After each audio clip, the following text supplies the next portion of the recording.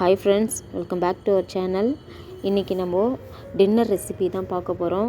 நல்ல ஒரு ரிச்சான ஒரு ஃபுட்டு, ஹை ப்ரோட்டீனுன்னு சொல்லலாம். ஸோ அந்த அளவுக்கு பிள்ளைங்களுக்கு கூட நல்ல ஒரு சத்தான உணவு கொடுத்த திருப்தியும் நம்மளுக்கு இருக்கும். இவ்வளோ ஐட்டம் போட்டிருக்கேன் பாருங்கள். இப்போ வாங்க இதெல்லாம் என்ன பண்ணணும், என்னென்ன ஐட்டம்லாம் நான் சேர்த்துருக்கேன்றதை உங்களுக்கு நான் காமிக்கிறேன். இப்போ பாருங்கள், ஒரு பவுல் எடுத்துக்கிட்டேன், ஒரு பாத்திரம் எடுத்துக்கிட்டு அதில் 1 டம்ளர் புழுங்கல் அரிசி சேர்த்துக்கிட்டேன். நான் ரேஷன் அரிசி தான் சேர்க்குறேன்.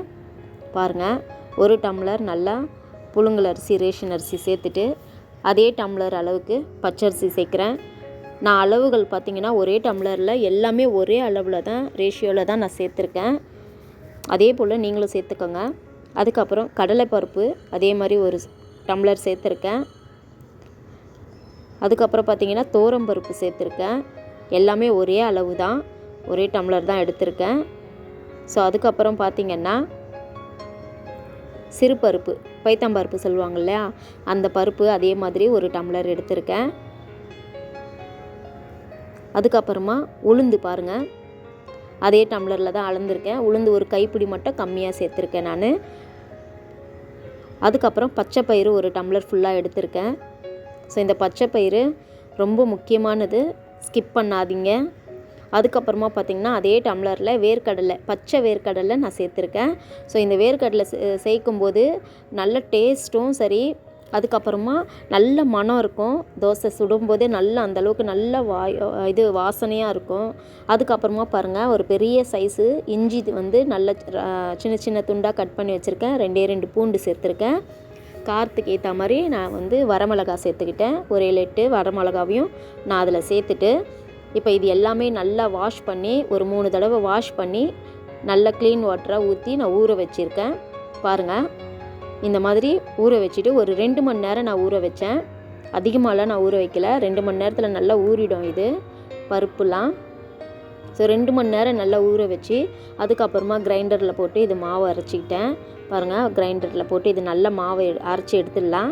ஃபுல்லாக எல்லாத்தையுமே அரைச்சிடலாம் ஃப்ரெண்ட்ஸ். நல்லா கொஞ்சம் ரொம்பவும் கொரன்னு இல்லாமல், அதே நேரத்தில் ரொம்பவும் நைஸாக அரைக்காமல், நல்லா கொஞ்சம் மீடியமாக நல்லா அரைச்சி எடுத்துக்கலாம். கொஞ்சம் கொரன்னு. இடையில அந்த இஞ்சி துண்டுலாம் அந்த கல்லில் மாட்டினதுனால அப்பப்போ ஸ்ட்ரக் ஆச்சு. பட் ஆனால் கையில் சுற்றி விட்டுட்டேன். அதுக்கப்புறமா நசுங்கின உடனே எல்லாமே நார்மலாக அரைக்க ஆரம்பிச்சிச்சு.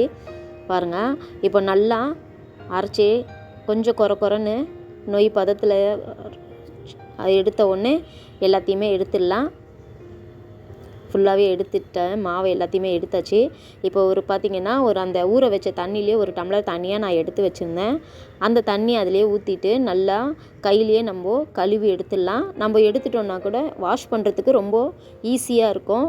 இது எல்லாமே கையிலேயே இந்த மாதிரி எடுத்துட்டோன்னா அந்த தண்ணியும் வேஸ்ட்டாக கீழே ஊற்ற வேண்டியதில்லை. அந்த மாவு கூடவே நம்ம சேர்த்துக்கலாம். பாருங்கள், மாவு கூடயே சேர்த்துட்டோன்னா கல் கொஞ்சம் க்ளீன் பண்ணுறதுக்கு ஈஸியாக இருக்கும். இப்போ இது எல்லாத்தையும் தொடச்சி எடுத்துகிட்டு கிரைண்டரில் செட்டில் பண்ணிடலாம்.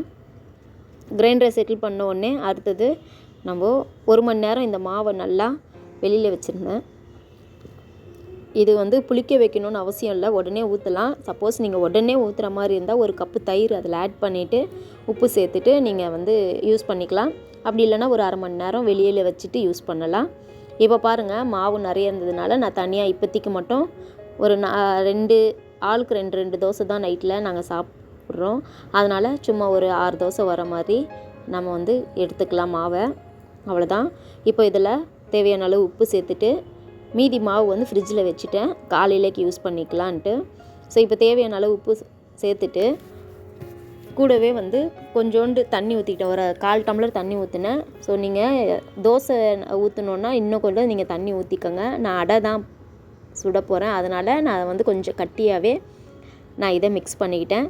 இப்போ நல்லா கல் சூடாயிடுச்சு. அடுப்பில் கல் போட்டிருந்தேன், அந்த கல் நல்லா சூடாயிடுச்சு.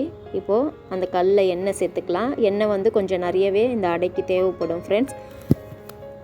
இப்போ நல்லா 1 ஸ்பூன் அளவு எண்ணெயை நல்லா ஊற்றிட்டு, நல்லா சூடானதுக்கப்புறமா இந்த மாவு எடுத்து ஒரு கரண்டி எடுத்து ஊற்றிட்டு நல்லா கொஞ்சம் திக்காக ஸ்ப்ரெட் பண்ணி விட்டுக்கலாம்.